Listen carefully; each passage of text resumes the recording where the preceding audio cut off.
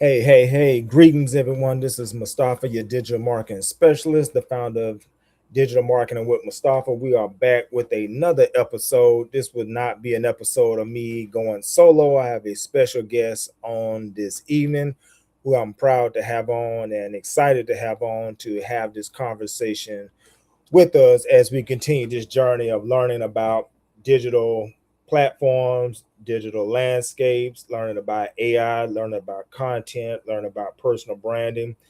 And I love to bring on guests because I'm not a person who thinks that I'm all knowing and have it all figured out. So where my knowledge has gaps, I'll bring on guests who have certain knowledge and certain specifics that can fill in the gaps that I may have, and so that this conversation can continue and that the community can be educated. So I have a special guest on tonight. He has been advertised as Coach Jordan. If you're from Pensacola, I'm not inviting a stranger on. You may know him as Preach. You may have known him for his poetry. You may know him for his community events he put on. You may know him for entrepreneurship. You may know him for many things. And that's how I met him. When I met him, he was Preach, but he has evolved and has had his hand in many things and good things. So I just want to read a little bit about him before I bring him on. Coach Jordan Nichols, also known as Preach the God Body, is an entrepreneur and media founder, author, and public speaker born in Pensacola, Florida. His journey began with early entrepreneurship and expanded into entertainment and media in 2011 with his blog, What's the News, laying the foundation for a career centered around storytelling, business, and community impact. As a traveling spoken word artist, Jordan has performed across multiple states while building his brand and hosting community driven events. In 2013, he founded Entrepreneurs of Color magazine, which expanded into networking events and the Let's Talk Business podcast. He is also the author of the Amazon #1 bestseller, 100 Tools and Resources to Boost Your Brand, which I'm proud to have purchased and own that copy. And am able to refer back to that copy when I need a quick tidbit or so. So, very accomplished brother that we have coming to the stage tonight, this evening. So, let's go ahead and bring Coach Jordan to the stage now. Let's show him some love. Yo, what's going on? Appreciate you. Appreciate you. How you doing, my brother? Doing pretty good. How about yourself? I can't complain. Can't complain. Um, as I brought you on, people outside of the city may not know you, but those that are in Pensacola, those that in Mobile and that surrounding area, they definitely heard the name of Preach, and they definitely have seen the works that you have done, even going up to Atlanta. People know the name and the man behind some things. So if you will, I tried to introduce you to the best of my ability. If you will, just speak to the audience and just let them know who you are. Okay, well, like I said, I'm Coach Jordan. I still go by Preach. It's still a nickname or a name that people call me. So I answer to both Coach Jordan and Preach. As a coach, I am first a business coach because I've been doing that a lot longer, and I most recently became a fitness coach, which within the last year or so. And so I'm a certified personal trainer, certified sports nutrition coach, and a youth exercise specialist.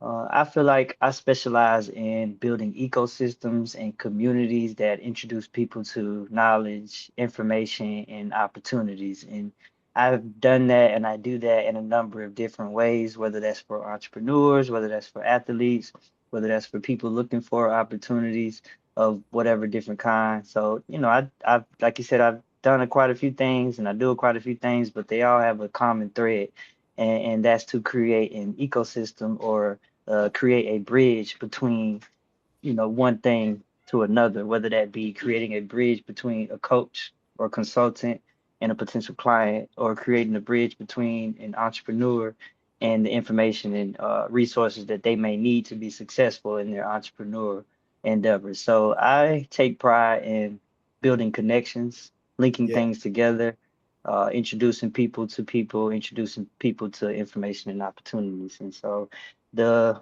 most successful way I've done that is as the editor in chief of Entrepreneurs of Color magazine. which I Yes. started as a blog on Tumblr in 2013. And since then, it developed into a full-fledged publication available in both digital and physical. Cool, cool, cool. My first question is going to be a two-part question. So, every successful brand has an origin story. And where did yours begin? And also, what was the first moment when you realized that entrepreneurship might be your path? So, the origin story of successful as a brand, and what was that moment when you realized, hey, this entrepreneurship thing, then this might be a thing for me. Okay. Man, that goes way, way back to my childhood. My dad is an entrepreneur. Okay. My dad has been an entrepreneur for some 40 or 50 years, longer than I've been alive. I'm 35, so he's got more work experience working for himself than I have years on this earth. So I came up basically being raised by an entrepreneur.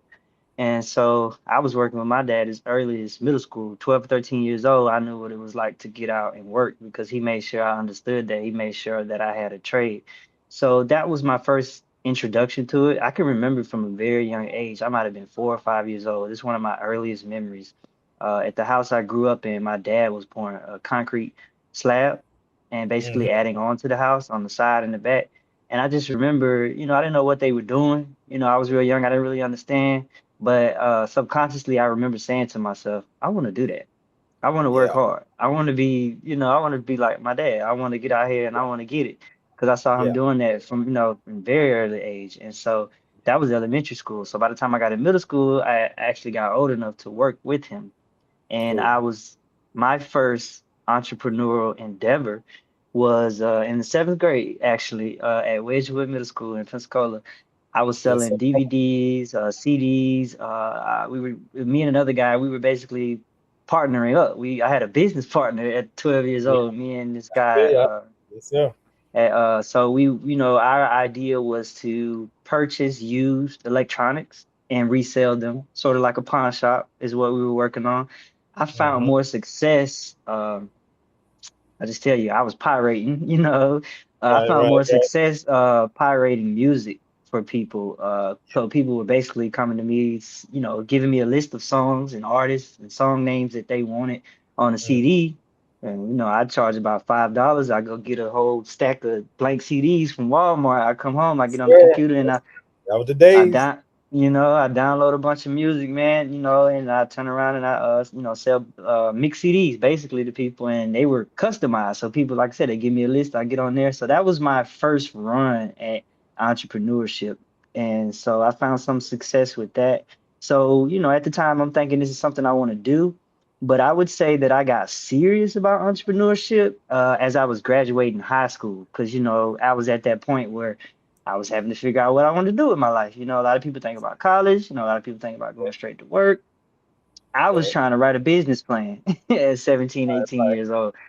My Yes, sir. first business plan I wrote from a draft that I downloaded online for a restaurant. I was about 18 years old. I was dreaming of owning a restaurant at the time, and I was trying to, wrap my mind around how I would go about doing that. And since then, I've dibbled and dabbled with quite a few things, as far as entrepreneurship is concerned. But to answer your question, when I really knew that it was for me, I would say after I got out of high school, really honestly, because at that point, like I didn't have school at the time. I wasn't in school. I had actually got kicked out of school, college. I'll say I was kicked out of college because I missed too many days from being locked up in the county jail. And Right. that was really what it was for me because I had a hard time finding work. I didn't pass Yeah. the background check. And it was Yeah. like it was rough, it was depressing, it was stressful, there's a lot of anxiety involved with that. And I was like, you know what?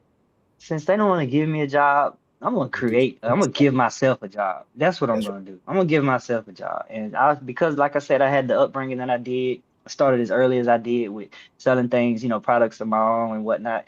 And I just decided that, you know what, I don't need nobody to give me a job. I can create a job. Granted, I still work a day job right now to this day, but Yeah. at the end of the day, I feel like I would never be unemployed. I might be underemployed, I might be self-employed, whatever. But I never be unemployed because I will employ myself if I have to. And that was when I really decided that this was something that was for me. And so that was further what's the word I'm looking for?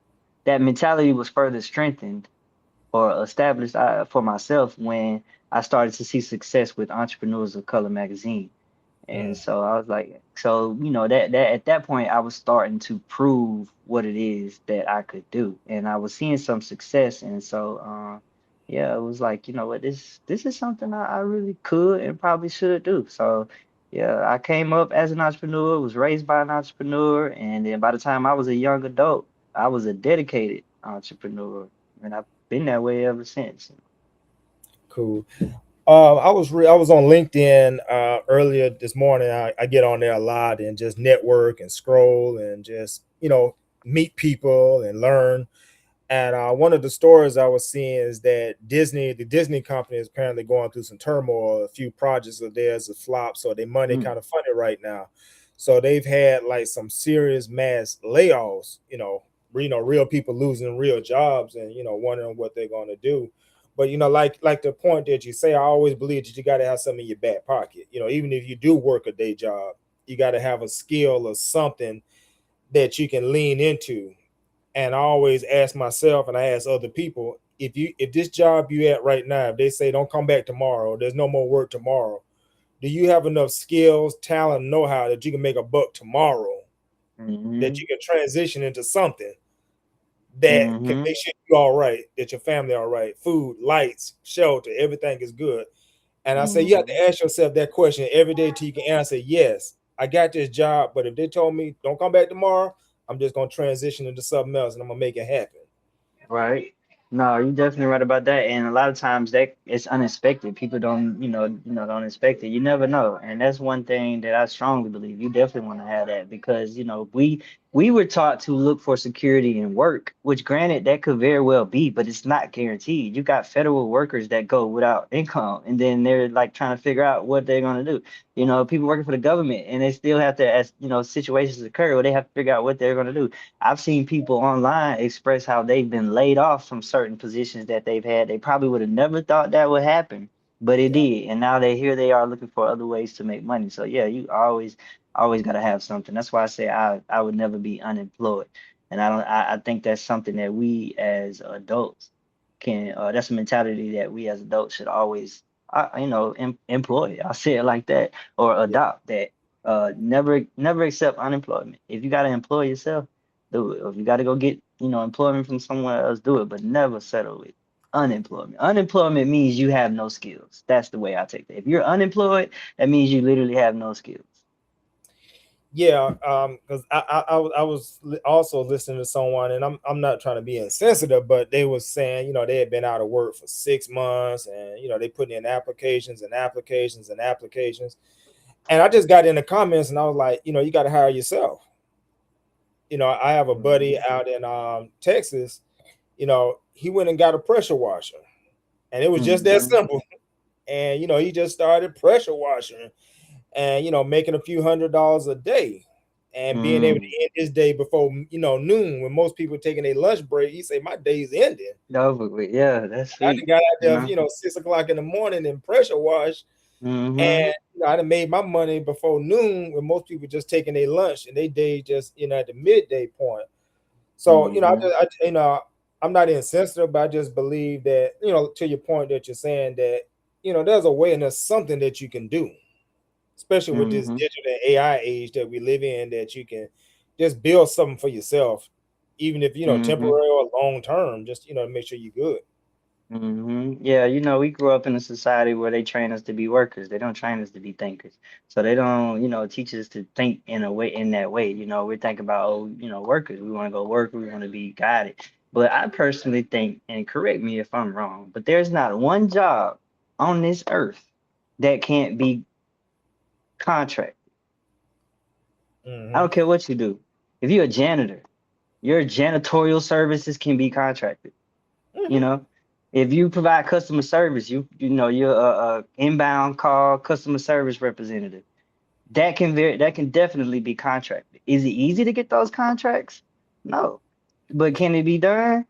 Yes, if presented well. I don't care what you do, what your skill is. You even have there's a lady, she's a nurse, she's teaching nurses how to contract their nursing services versus looking to get hired by hospitals. So Mhm. it's definitely a thing, but they don't want us to think like that. Of course, they want us to think, to go get a job, get a salary, go that route. But I don't, just about any skill can be contracted, but you got to present it correctly. In a lot of cases, your paperwork has to be together. You have to have a clear message and the branding, we talk a lot about branding and marketing. Your branding, and as long as your branding and marketing is there, any Yeah. service can be contracted, even from the smallest thing. Like I said, resident, people do residential cleaning, commercial cleaning. So like I said, the simplest things can be contracted. We're both coming from Pensacola, Pensacola. We're known for two big stars. You got Emmitt Smith and you got Roy Jones. That's what we're known Hmm. for. But I've wanted to expand that and be one of and be a part of some entrepreneurs that's gonna come out of Pensacola, where they can say Roy Jones, Emmitt Smith, and Coach Jordan, Mustafaa digital marketing with Mustafaa, and Yes, sir. and not just us, but there become those well-known, entrepreneurs like a Mark Cuban and those Shark Tanks and the brother from did Fubu, Damon John. Yeah, I recently read up an interview that he did with a magazine. A lady I know, she has a magazine. I believe it was Inspire. Yeah, that's interesting. Learning about him. But yeah, go ahead. How was growing up in Pensacola influence your entrepreneurship, if any? Um, for me, I'll just be straight up honest with you, brother. We live in a predominantly, or we grow up, I'll say, in a predominantly white society. So I feel like it was harder for me because I had, the arrest record and didn't have as much work experience. But even for people who have clean records, who do have work experiences, who do have viable skills, there are environments where they're not going to be accepted. Unfortunately, it's just what it is. And so that was another thing that contributed to me wanting to be an entrepreneur because, in my mind, there are certain people who will stereotype me just from looking at me. So, whether they know about my history or not, they're likely to have some sort of, preconceived notion about what type of person I am. And so that was another thing that made me say, you know what? I don't even want to be accepted no more. Y'all don't have to accept me. I'll accept myself. Right, right, right. Let's go into branding. What is one thing people think branding is, but it absolutely isn't? Good question. Let's see. I think branding overall is a term that most people don't understand. They hear it and they don't really understand it unless it's explained to them. Yeah. I think a lot of times branding is mixed up with marketing, but branding is not marketing. Marketing is a way to establish a brand, you know? Mm-hmm. And so I would say that would be the first my first part answer to your question is that people confuse branding with marketing.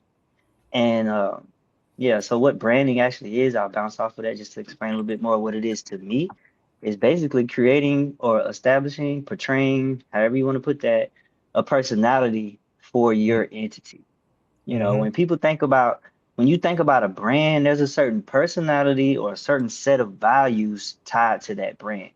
Even Mm-hmm. if it's savings, Walmart. You think of Walmart, you think about savings, you think about cheaper prices, Yeah. affordable products. But when you think about Fendi or you think about Prada, you think about Gucci, you think about luxury, you know? Yep. So every brand has a certain personality or a set of characteristics tied to it, and that's how they communicate to their target audience. So Walmart is targeting people that are looking to save. Yep. Fendi, Prada, Gucci, they're targeting people who are looking for luxury, or possibly even convenience. And so that is what branding is. You're establishing, like, what are your brand's values? What are your brand's principles? If it was a person, if your brand was an actual person, what would they Mm-hmm. stand for? What Mm-hmm. would they represent? What type Mm-hmm. of personality would they have? That's your brain. Man, that's gonna be a clip right there, man. That was so succinct and so perfect, because some people think it's the logo. Some people think it's just they segment it into parts. I got a logo, so I got a brand, or I got a messaging, so I got a brand. But man, Mm, you broke it down to where it's that personality. What do people mm, think of top of mind when they think of you, or that brand that mm, you represent? Whether it's McDonald's, Walmart, Fendi, like you say, BMW. These are all mm, brands that something conjures up in your mind when you mention that. And a lot of times the mission statement is what helps people understand the brand. You know, the mission or the vision statement. If people understand your mission, they understand your vision, they could, have a good idea of what your brand stands for, what your brand represents. So that's how, you go about, we talk about target demographic. Well, how do you communicate to your target demographic? You do that through your branding, through your mission, through your vision statement. So when your brand is introduced or exposed to people who share those same values and principles, that's where the connection comes. So people shop at Walmart because they're looking for savings. Like people shop with luxury brands because they're looking for luxury, or people go with certain brands of certain products because they're looking for convenience. And the companies that brand themselves the best, the ones that are, up here and doing it most successfully, are the ones who have clear messages that clearly communicate to the people that they're looking to reach. And not only that, knowing how to reach these people. What mediums, what media outlets do these Yeah. people consume? How do I reach these people? And so Hmm. that's how you want to do it. So like, if you're to say if you're Fendi or Prada, you're not promoting in spaces where people are looking for savings or discounts. You're Yeah. promoting in spaces where people are looking for luxury, Hmm. or convenience or whatever the case may be. Yes, sir. After interviewing so many entrepreneurs through Entrepreneurs of Color magazine, and just salute to you again for starting that, back in the day and continuing that message. I've started a blog. I've done, articles online, but brother said, I'm gonna make a magazine, and that thing was in print. I had it in my hand. I could turn the Yeah, pages. man. That was remarkable, because to go from something that could have been digitally done to make it print, that was just amazing coming from Pensacola. But after interviewing so many people with Entrepreneurs of Color magazine, are there any particular threads or habits that you say that almost all successful entrepreneurs seem to share? Um, I would say that creating systems Mm-hmm. and scaling your business to be able to go from, one phase to the next phase. Uh, some of the most successful entrepreneurs, business owners, they think in phases, Mm-hmm. or segments, phases. Just like as a personal trainer, we think in phases. I'm not going to have you do phase 3 or phase 4, 5 workouts when I know that you're at a phase 1 or a phase 2. So as a business, you're not gonna, try to operate like a phase 4, phase 5 company, knowing that you're more phase 1 or phase 2. But the most successful entrepreneurs know how to implement strategies and plans to go from a 1 or 2 to a 3, 4, or 5, and so on. And so that's one thing that I learned in interviewing people as, editor-in-chief of Entrepreneurs of Color magazine, and working with contributing writers, because we also work with contributing writers like yourself, experts who specialize in certain topics. And I've learned a lot from that way, because the whole idea of Entrepreneurs of Color magazine, other than spotlighting valuable entrepreneurs, is for Mm-hmm. learning. It's created as a learning space, an educational brand. So when people think of Entrepreneurs of Color magazine, I want them to think of entrepreneurial education.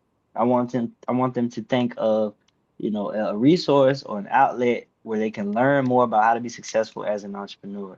And so, working with different people and reading the articles that they contribute, and looking over the content, and I've learned a lot. It's changed my perspective as far as sales is concerned, marketing is concerned, how to be successful in different ways. When I first started, most of us, when we first start, we don't think about systems. We're thinking about sales. Mm-hmm. But sales are optimized through systems.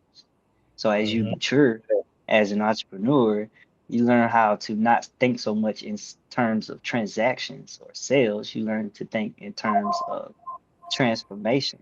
You learn to think in terms of, you know, creating that system that's going to create that cash flow. Because it's very easy to focus on a single sale. I want to make 20, $25, $50 in this particular sale, but to create a viable pricing model that you Mm-hmm. can scale from, that's a different level of maturity, I think. I think at first, we're hustle and bust, hustle and bustle, like, get it, make a sale, do what we gotta do, make some money. But then, you get to a point in your entrepreneurial journey as you mature where you say, you know what, I need to make this uh a situation. I need to create a system to where it doesn't this brand doesn't rely so much on me, or the business doesn't rely so much on me. So that's one thing I learned. I'd say the biggest lesson I got in interviewing people and working with people, learning from different people, is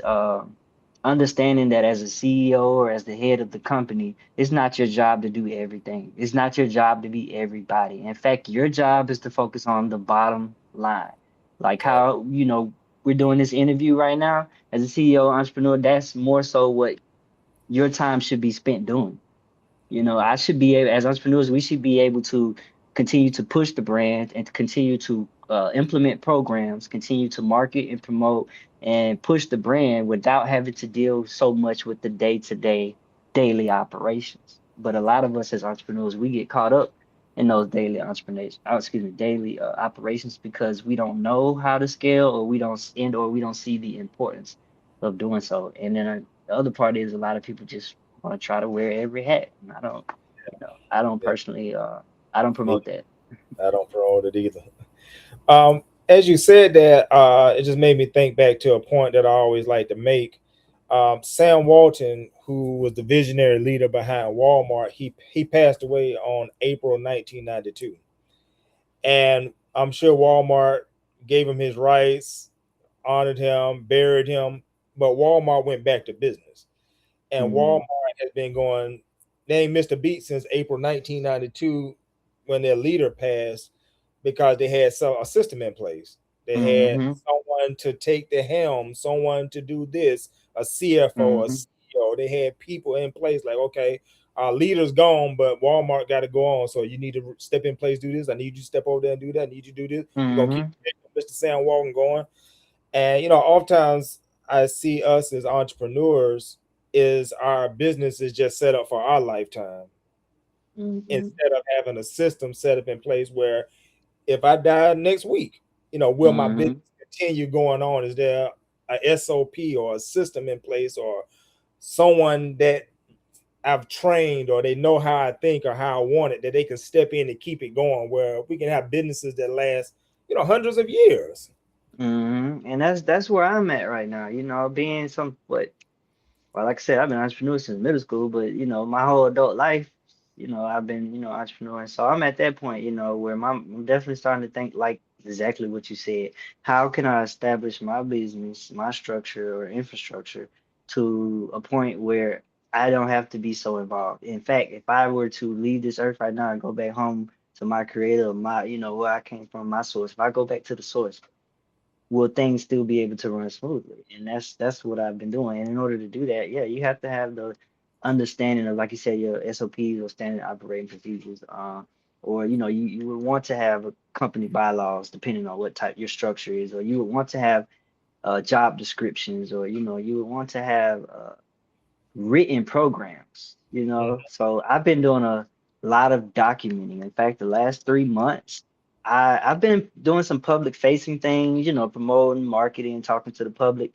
But I've Yeah. been doing a lot of stuff behind the scenes, a lot of documents. I have my Google Drive set up for my company, and I'm creating new documents all the time, spreadsheets, Word documents, and they all explain. So, like you said, a person can come in and I not have to say too much. They can go through. If they take time to read the paperwork that I have, then they'll Mm-hmm. be able to see. And that's even with governance. So that's the biggest thing is I've been putting together my governance Yeah. documents. And Yeah. that's something that we as entrepreneurs, especially Black entrepreneurs, don't too much get around to or think too much about. We're not thinking about governance. How should my company be governed? And that's one thing that I've been looking on, not only looking into it. And not only that, what kind of programs should I have implemented into my structure to be able to scale and grow my company? And are these programs clearly defined to where a person can come in and be a part of the program, understand what it is, and also take on a position of leadership? Yeah, yeah, yeah. All of that, man. Um, you've been creating content long before it became trendy. Everyone's talking about content. They want to be a content creator. They want to take the smartphone out and create something and be the next six-figure earner, go viral, quit their job, the whole shot. But you've been creating content long before it's becoming a buzzword now. What is one thing that has never changed about creating an audience, even though platforms keep changing? With social media or with AOL back in the day, what is that thing that never changes, even though platforms change? Um, yeah, I think that for me, the first thing that comes to my mind is going back to clear messaging. You got to have a clear message. You got to be able to, portray your brand in a way where people understand what your values are, what your principles are, what do you stand for, what's your mission, what's your vision. So no matter what platform you're using or no matter what way you're going about marketing or promoting, at the end of the day, you have to have a clear message. Otherwise, it won't land. And that's one thing that I feel like that we as entrepreneurs and business owners tend to fall short on because we're always in our head, how we see things, how we think. But when Right. you're marketing to an audience, you have to think about how your audience thinks. Yeah. What are people going to see when they see your flyer? What are people going to think when they read your message? But a lot of times we don't think that. We're thinking just, how we see it. But you get to a point, I think, as you mature as an entrepreneur, where you start to think about how is it going to be received? Is it going to be received well? Is it going to be received in the way that I intended to? Do I need to word things differently? Do I need to be more concise? Those are things, I don't care what medium, what platform you're using, that's always going to be a thing. Yeah. Let me ask you this. My story goes back to the late '90s. AOL, you got mail, and For sure.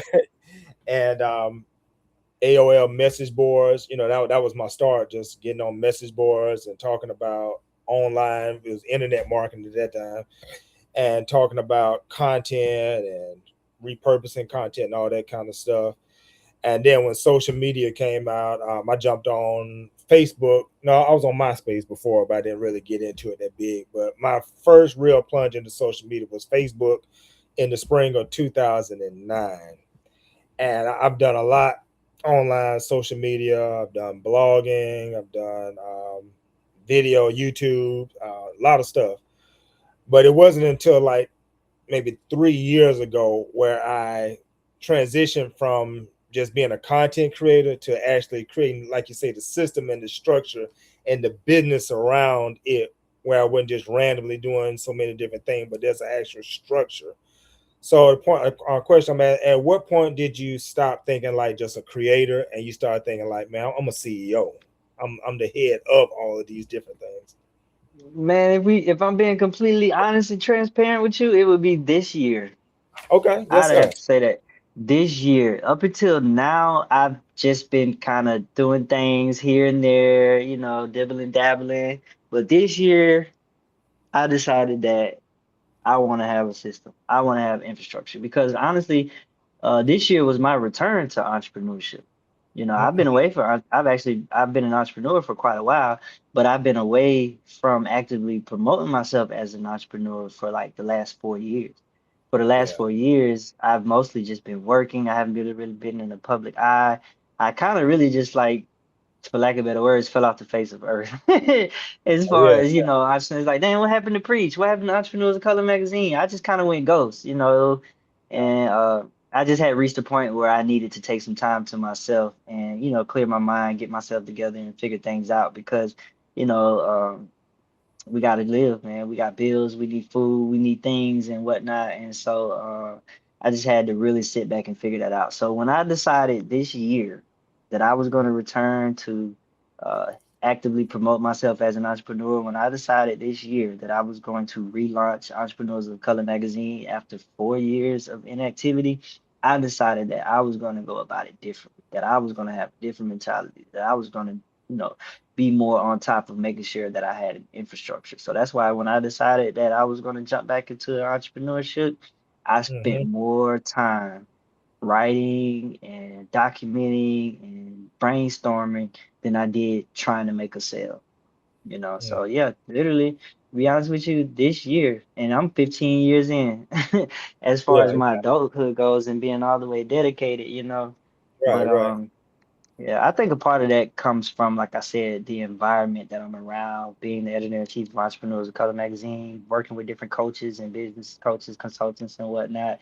Um, I finally decided that I was going to take heed to some of the things that I've learned and heard, because I was hearing about scaling a business years ago, but I Yeah. didn't really look into it. I didn't really take it. I'm like, actually, it's really kind of a new term for us, and Yeah. as Yeah.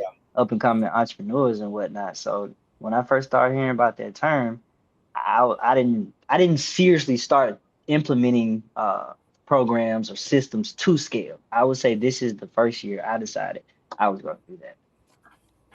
Let me jump on that. I was part of a business accelerator about 3 years ago, and like you say, it shifted my mind and made me think about things I had never thought about. That's when I first heard about scaling, because they asked me a question. It was like, "How much money would you like to make in a year for your business?" I say, "If I Mm-hmm. made six figures, I'd be happy." And they said, "That's it?" I Mm-hmm. said, "Yeah, that's a lot of money." I mean, coming from the everyday working Joe, six figures. I Right. said that'd be a major bump up for me. And it No, was for like, real. as an individual, that's a lot of money, but as a business, that's nothing. Mm-mm. That's like $100,000. That's nothing for a business. They're like, Nothing. they say you got to 10 times that. You got to talk about $1 million. You want to make $1 million. $1 million. Yeah. And when we hear those Mm-hmm. big numbers, they can kind of be intimidating. Like, I was just trying to scale to a six figures. You talking about now $1 million? But it Mm-hmm. shifted my mind to make me think bigger. That 100,000, that's good for a salary.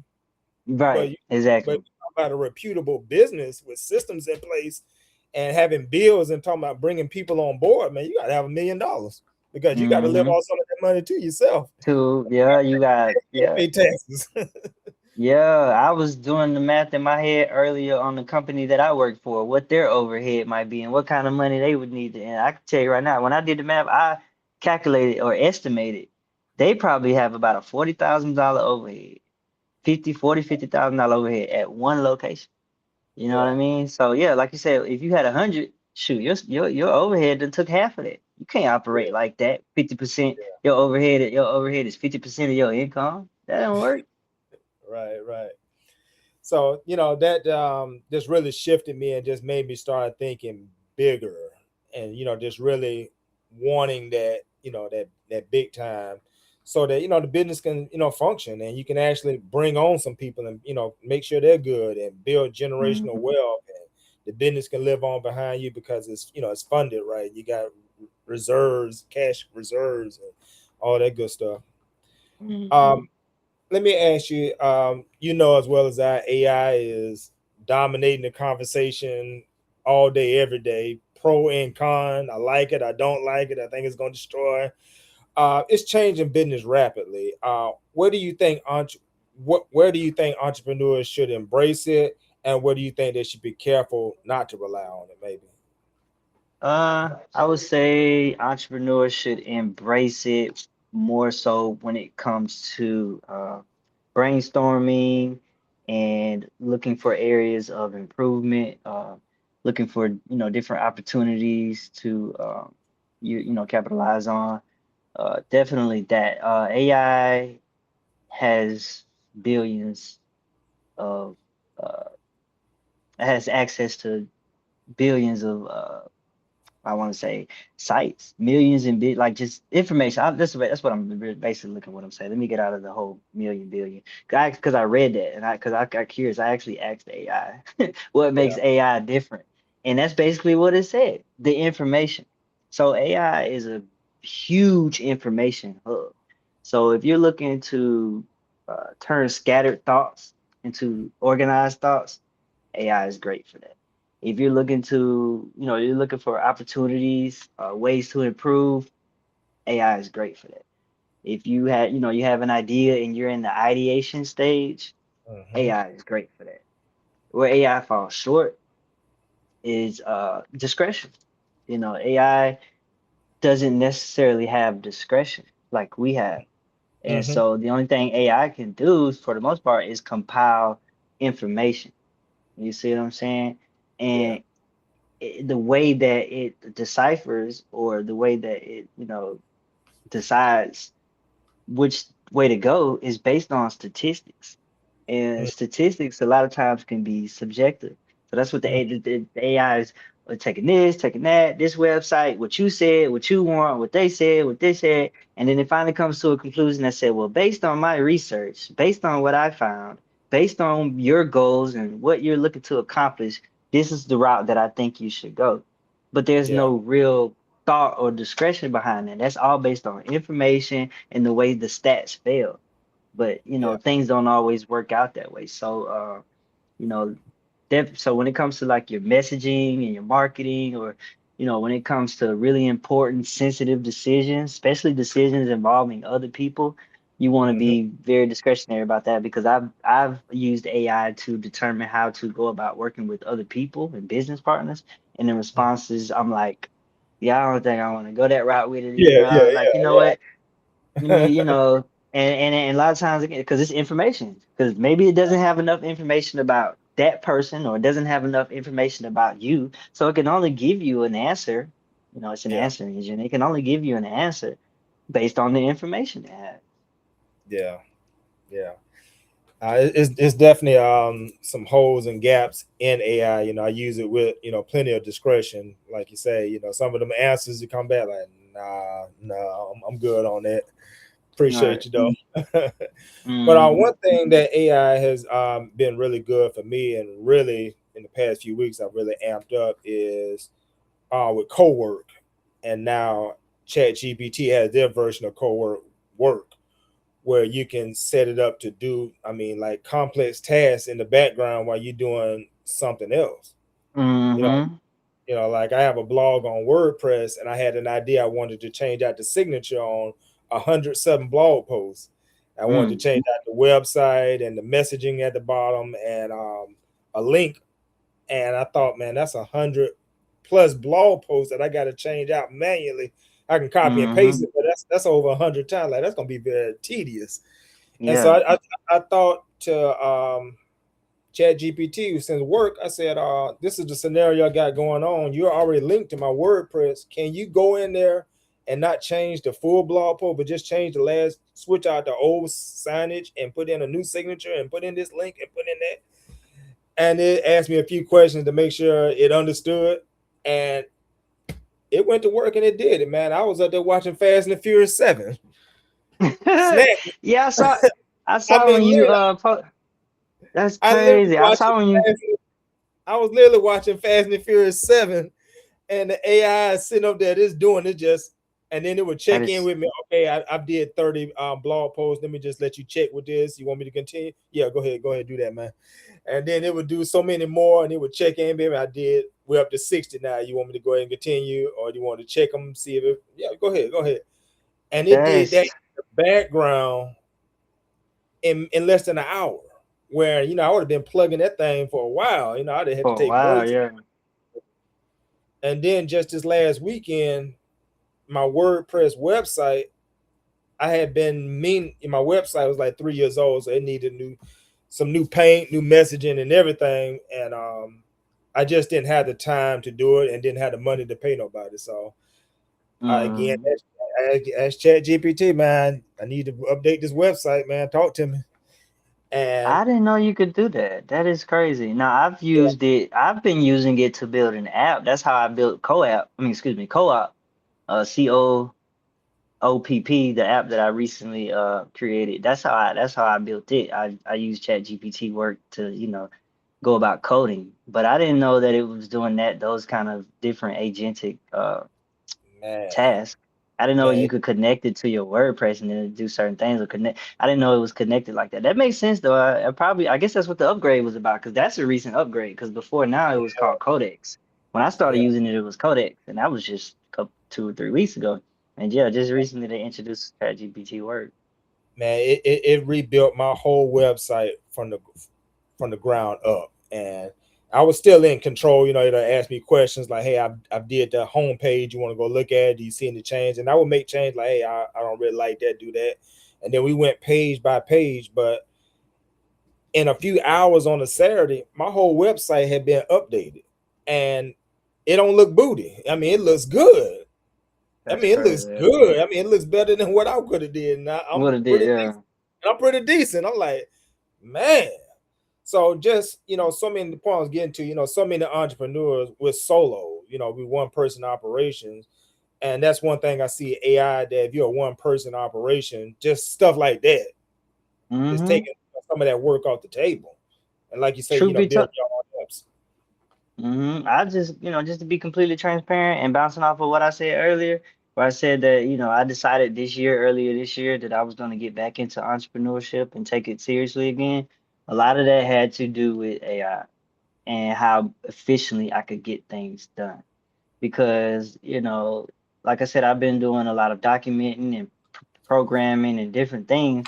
And I'll be completely honest, AI has helped me turn those scattered thoughts into actual programs. So I've implemented a sales process in my company, that Mm-hmm. a program that and then that started with a thought for me to just have sales people. But then that turned into not creating not only a program for people to make sales and make commissions or earn commissions, but then I also was looking into an ambassador program. So then I, started implementing an ambassador program. And then what I did was I combined the Mm-hmm. two.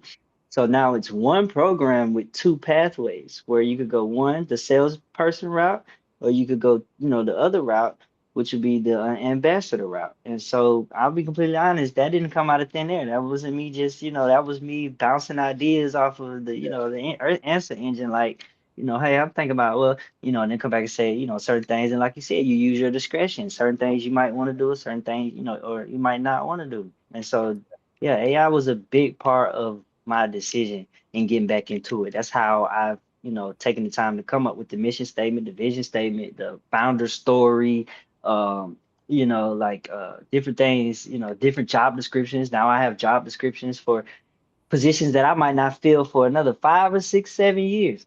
But Mm-hmm. if at that time comes, I have the paperwork for it. I know what the marketing director is supposed to do, and if I need to hire a marketing director, I'm able to, concisely present that to them, Yeah. effectively present that to them what that position requires. And again, that came from AI. If I hire a sales director or whatever the case may be, I have a description for that AI helped me come up with where I can communicate this to, people. And so, yeah, that's what I've been doing. I've been communicating a lot with the AI, and I've been doing a lot of documenting, coming up with different things, different programs. So I got folders and subfolders in my Google Drive now, man. That's something that I've always done Yeah. for Yeah. different things, but AI makes it to where, you could move a lot faster because, a Big mission time. statement and vision statement alone, something as simple as that could take a person days, weeks, sitting on it, revising it. But when you have that business partner in it, kind of help you get your message together, then okay, it's Yeah. done, it's out the way, I can move on. I put this program together. Oh, shoot, I can move on. I even put together a marketing intern program. Mm. So now I got a marketing intern program. I got a program that I call the CDP program, or community development partner. So as a community development partner, you could be a salesperson or you could be an ambassador. As a marketing intern, you could be a marketing intern one, marketing intern two, marketing intern three. That's based on a 90-day program. So after 30 days, you graduate from one to two. 60 days, you graduate, yeah, to the next, next level there. So, and then not only that, I've even put together certificates, awards for people to receive. And and this is Yeah. stuff that, I could do on my own, Yeah. but I'm not gonna do it nearly as fast. It would take a lot of the stuff that I've done. I'll just say this, I'll close it with my thought. A lot of what I've done in the past 2 or 3 months would probably take me a good year. to do without AI assistance. Yeah, and I'm the same. Like I have a background in doing some coding, HTML, CSS, and JavaScript, and I'm familiar with WordPress. And I could have refreshed my website, but like I said, I just didn't have the time. Just trying to wear all these hats, and just didn't have the Mm-hmm. money to hire outsource to somebody to do it as well. So Mm-hmm. AI came in the clutch for me at that time, and afternoon on Saturday, my website is refreshing. Now my mind is free. I can think about the next thing I want to do. I'm free to do this or ideate that or market this or come up with a game plan. And it's just amazing. It's just really Mm-hmm. amazing.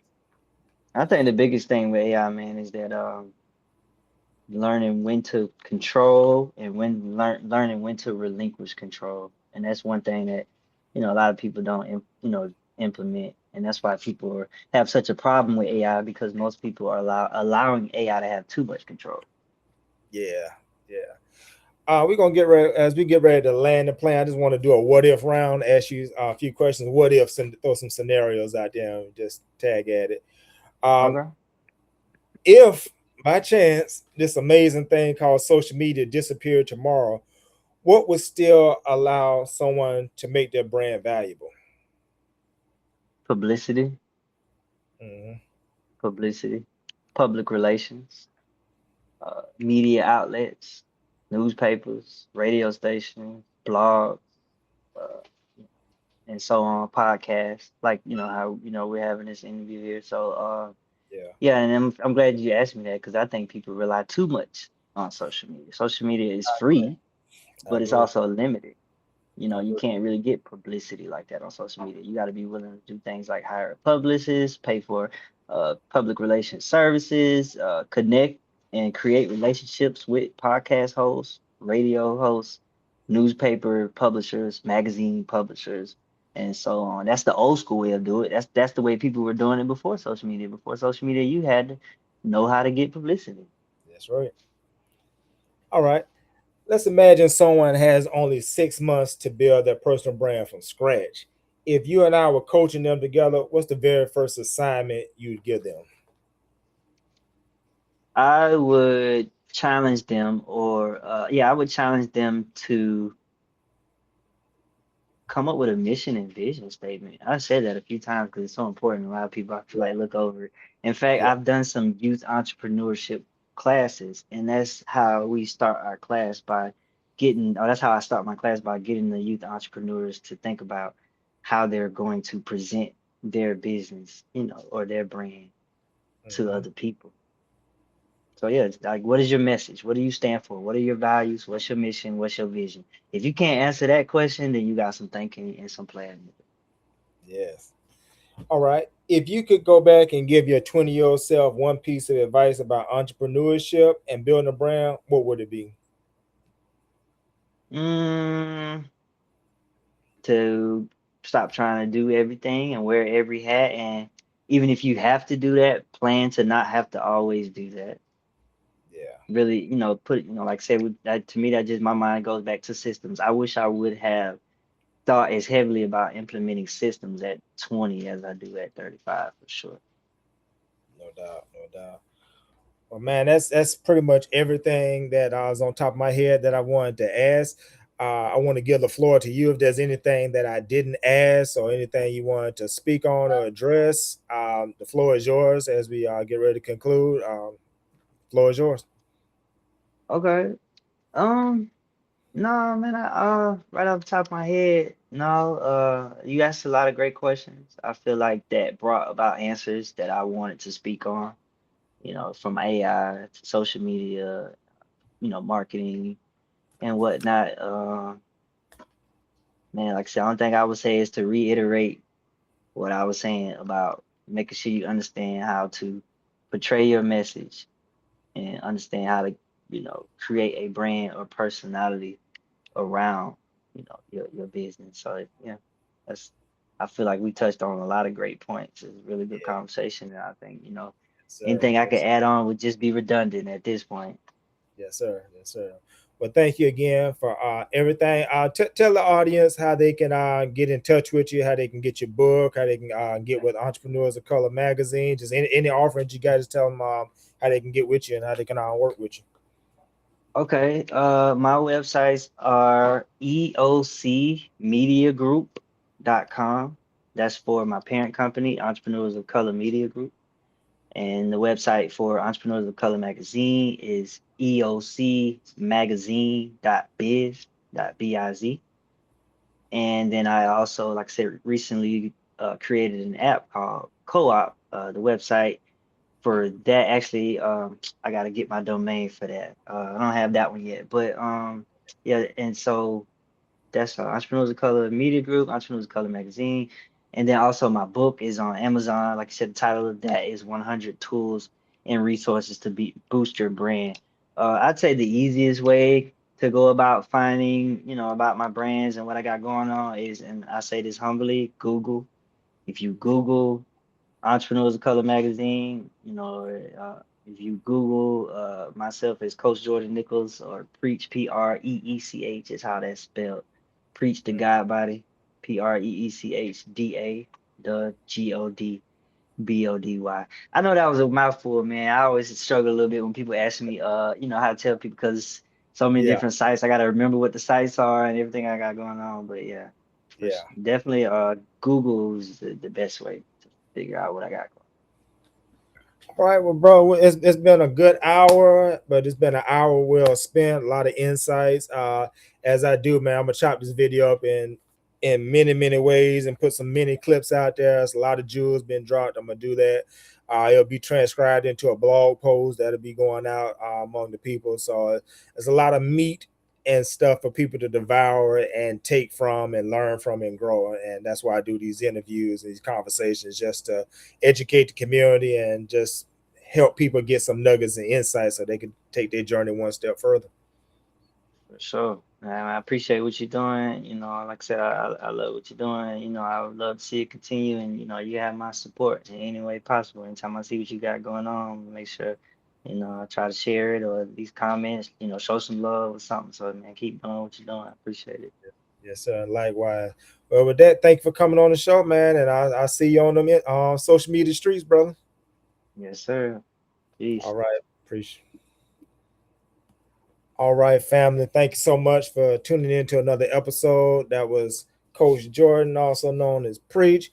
We appreciate him for coming on to the show and sharing all of the insights that he did share. You can check the rebroadcast of this out on my social media pages. Mustafaa, Digital Marketing with Mustafaa. I'm on YouTube as Digital Marketing with Mustafaa.